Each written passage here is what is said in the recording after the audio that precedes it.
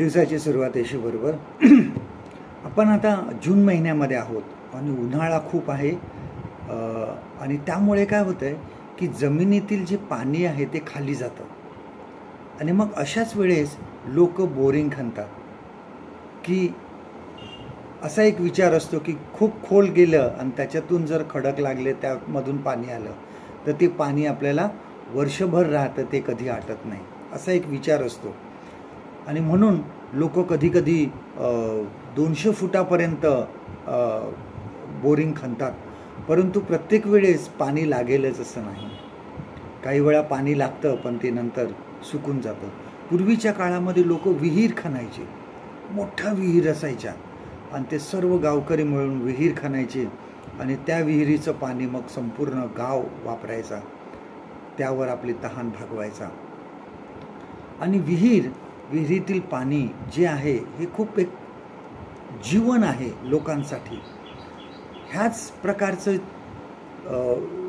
उदाहरण आपण जुन्या करारामध्ये सुद्धा बघतो. बघा, यशया ह्याचा 12वा अध्यायामध्ये आपण वाचतो. बघा, आयझेया चॅप्टर 12 ह्यामध्ये देवाने इस्रायल लोकांना शिक्षा दिली होती. त्यांना त्यांच्या शत्रूच्या हाती त्यांनी दिलं होतं, त्यांचा पराभव झाला होता, परंतु तरीही यशया संदेष्टा हा त्यांना तारणाची आशा देतो. तो असं म्हणतो की तारणाच्या विहिरीमधून तुम्ही पाणी प्याल म्हणून.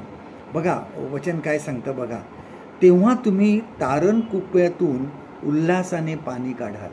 परमेश्वराची दया परत त्यांच्यावर होती आणि ते परमेश्वराची दया यशया हा त्यांना परत सांगत आहे.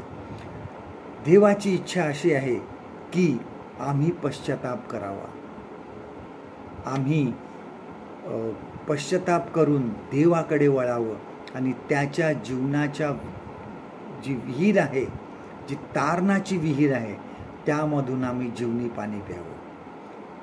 देवाची जी विहीर आहे, जी तारणाची विहीर आहे, ती कधीही आटत नाही.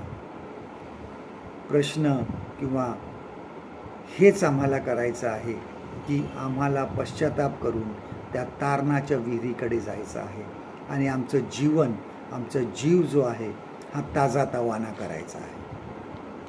आजचं देवाचं वचन आपल्यासाठी हे आहे, योहान कृष्ण 4 अध्याय आणि 13 आणि 14 वचन.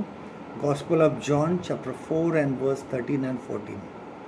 येशूने तिला उत्तर दिले, जो कोणी हे पाणी पिईल त्याला पुन्हा तहान लागेल, परंतु मी देईन ते पाणी जो कोणी पिईल त्याला कधीही तहान लागणार नाही. ते पाणी, जे पाणी मी त्याला देईन ते त्याच्यामध्ये सार्वकालिक जीवनासाठी उपळत्या पाण्याचा झरा असे होईल. परमेश्वर करो आजचा दिवस तुमचा आशीर्वादित करो.